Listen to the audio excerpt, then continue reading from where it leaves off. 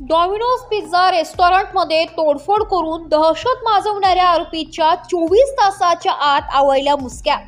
दिनांक 2/2/2025 रोजी फिर्यादी दामे दादानी किसन मोहिते वर्ष 37 राहणार गोरक्षनगर मसूळ नाशिक हे त्यांचे डॉमिनोज पिझ्झा रेस्टॉरंटमध्ये कामावर असताना काही समानी डॉमिनोज पिझ्झा रेस्टॉरंटमध्ये येऊन डिलिव्हरी बॉय यांच्याकडे पिझ्झा मागितला असता डिलिव्हरी बॉय यांनी गर्दी असल्याने सदर इसमांना थांबण्यास सांगितले। त्याचा राग येऊन सदर संशयित इसमांनी रेस्टॉरंटमधील कामगारांना शिवीगाळ करून आम्हाला आत्ताच्या आत्ता पिझ्झा द्या, आम्ही पैसे देणार नाही असे म्हणून काउंटरवर ठेवलेले संगणक प्रिंटर उचलून रेस्टॉरंटमधील पिझ्झा मेकर यांना फेकून मारून दहशत निर्माण केली आहे व तेथून पळून गेले म्हणून म्हसरूळ पोलीस ठाणे येथे गुन्हा दाखल झालाय।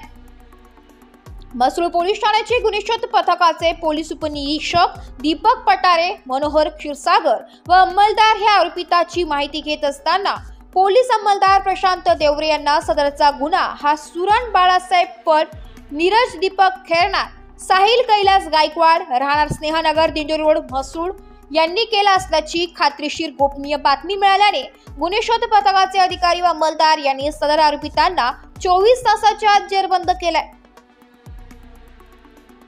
सदरची कारवाई पोलीस आयुक्त संदीप कर्णिक, पोलीस उपायुक्त श्रीमती मोनिका राऊत, सहाय्यक पोलीस आयुक्त पंचवटी विभाग श्रीमती पद्मजा बडे यांच्या मार्गदर्शनाखाली वरिष्ठ पोलीस निरीक्षक अतुल डहाके, पोलीस उपनिरीक्षक दीपक पटारे, मनोहर क्षीरसागर, पोलीस उपनिरीक्षक जोशी, पोलीस अंमलदार बाळासाहेब मुर्तडक, सतीश वसावे, प्रशांत वालझाडे, पोलीस अंमलदार प्रशांत देवरे, गुणवंत गायकवाड, जितू शिंदे, प्रमोद गायकवाड, पोलीस अंमलदार ज्ञानेश्वर कातकाडी यांनी केलेली आहे।